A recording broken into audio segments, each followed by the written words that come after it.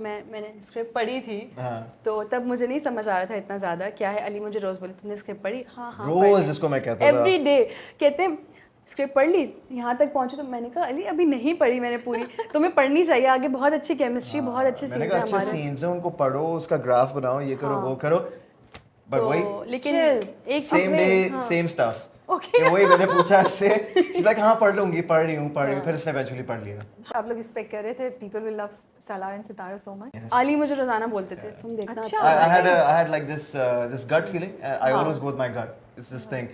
तो मुझे बस एक था कि मैंने कहा इसमें है कुछ है, like you know this masala kind of a thing. And inshallah I was like it will do good. Just manifest it. मैंने कहा अच्छी चीजें बोलो कि हाँ अच्छा प्रोजेक्ट है, अच्छा जाएगा, होगा, it is happening. So you know and it's happening. So जब मैंने प्रोजेक्ट शुरू किया तो 3 दिन मैंने शूट किया, मैंने कहा ये मैंने क्या कर दिया, मुझे ये नहीं करना। अच्छा 3 दिन आपके साथ शूट नहीं थी मेरी, दिसंबर में मैंने शूट किया 3 दिन, मैंने कहा यार ये मैंने क्या कर दिया, नहीं मैं ये नहीं कर सकती, मुझसे नहीं होगा ये, मैं कैसे करूँगी। अच्छा 3 दिन शूट करा के फिर मेरा 10 दिन का ब्रेक आ गया। उसके बाद जब हम दोबारा आए तो हमने वो सारे शादी सीक्वेंस वगैरह शूट करना शुरू किया। एंड देन फिर मेरी अली से मुलाकात हुई, सारे एक्टर्स हुई, तो सब इतना इन्वॉल्व थे। मैंने कहा यार सब, क्योंकि मैंने स्क्रिप्ट भी नहीं पढ़ी हुई थी तो इसलिए भी शायद मुझे समझ में नहीं आ रहा था। लेकिन फिर जब इफ़ी भाई के साथ बैठी, उन्होंने समझाया ऐसे नहीं ऐसे है ऐसे। फिर अली को मैंने देखा कि अली इतना इंटरेस्टेड है। अली मुझे हर सीन से पहले कहते थे कि तुम ना हम इस सीन को ऐसे बनाएंगे, मतलब एंड लास्ट डे तक हम सीन्स को बना ही रहे थे। इवन जो हमने क्लाइमैक्स शूट किया उसको भी हमने बनाया पूरा। तो हमारा ये था कि हमारी केमिस्ट्री भी इसलिए अच्छी दिखी क्योंकि हम लोग सीन्स को बनाते थे, हर सीन से पहले हम कर रहे होते थे लाइक रिहर्सल्स और सीन किस तरह करना है। तो इसलिए फिर मेरा इंटरेस्ट जो है ना वो बढ़ता गया। मैंने कहा नहीं अच्छा करना है, और फिर वो अच्छा निकल के आ गया। लेकिन आपकी परफॉर्मेंस देख के हमें कहीं ऐसा नजर नहीं आ रहा है, you seem to be in a flow. वैसे फ्लो में तो उसने निकाल दिया प्रोजेक्ट, ये तो हाँ ये सेट पे होती थी, फ्लो में आती थी, फ्लो पे जाती थी, फ्लो में सीन किया, फ्लो से सीन से आउट हुई।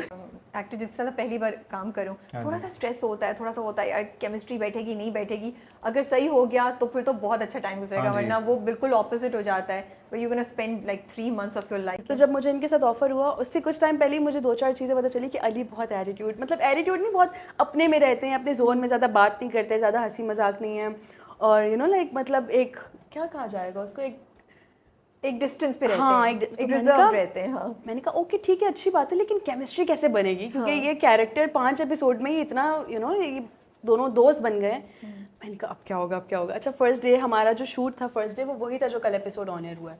हाँ कल वो पहला, That's the first time we met on set, जो कल रात ऑन एयर हुआ है, शादी वाला पहला सीन था। अच्छा हमारा वही बड़ा वाला जो पहले ये बात कंप्लीट कर ले फिर उस पे आते। फर्स्ट डे मुझे मुश्किल लगा, थोड़ा डर भी लग रहा था कि इतना काम है कैसे होगा अगर केमिस्ट्री अच्छी नहीं बनी है। एक बंदा जो है वो मैंने सुना बात ही नहीं करता किसी से। कैसी वो मुझे 2-3 लड़कों ने भी बोला, मुझे 3-4 लड़की, मैं आपको बताया था मैंने, हाँ मुझे याद है कि 3-4 लोगों ने मुझे बोला था ये, तो कि बस अब तुम खैर मनाओ। नहीं मतलब ये नहीं बोला था कि बदतमीज है या बुरा है, मतलब ये कि रिजर्व है। तो मैंने कहा यार ठीक है रिजर्व अपने उसमें रिजर्व है, मतलब उनको समझ नहीं आ रही कि इसके साथ आइस कैसे ब्रेक करें, कि उसके साथ केमिस्ट्री अगर बनानी हो तो कैसे बनाए, वो समझ ही नहीं आ रहा। और आपको बिल्कुल नहीं पता था कि आपके बारे में ऐसी रेपुटेशन है। मैं तो ये सोच रहा हूँ कि यार शायद उनको इंटरेस्ट नहीं है काम करने में या किसी चीज में, मुझे क्या, लेकिन ऐसी कोई बात नहीं है, to be honest with you, ऐसी कोई बात नहीं। जिन जो मेरी को स्टार्स थी इससे पहले भी, इस प्रोजेक्ट से पहले भी, उनके साथ जोया थी, मारिया थी, उसके अलावा और भी थी दिस एंड दैट, तो उनके साथ बहुत अच्छी केमिस्ट्री मेंटेन करके रखी। जो प्रोजेक्ट की जो नेचर थी ना उस हिसाब से मैंने उसको मेंटेन करके रखा। अब ओवर भी नहीं होना, you know what I mean, you have to keep it respectful and in limits whatever. तो बस happy go lucky type of project निकला अल्हम्दुलिल्लाह, उनकी भी अच्छी फीडबैक आई और ये तो अल्हम्दुलिल्लाह ये तो बहुत ही अच्छी आ रही है। How am I gonna make sure कि मेरे को एक्टर्स मेरे साथ, specially the lady you know opposite me, उनसे मेरी अच्छी हो, वो कंफर्टेबल हो, और हम दोनों की एक मतलब कुछ आप करते हैं कोशिश? हाँ मैं बताऊँ क्या करता हूँ। पहली दफ़ा जब मुलाकात होती, अस्सलाम वालेकुम, कैसी हैं आप, ठीक है, okay good to see you Ali, ठीक है, उन्होंने बोला यही हुआ था मेरे साथ भी, ठीक है ऐसा ही हुआ, ठीक है।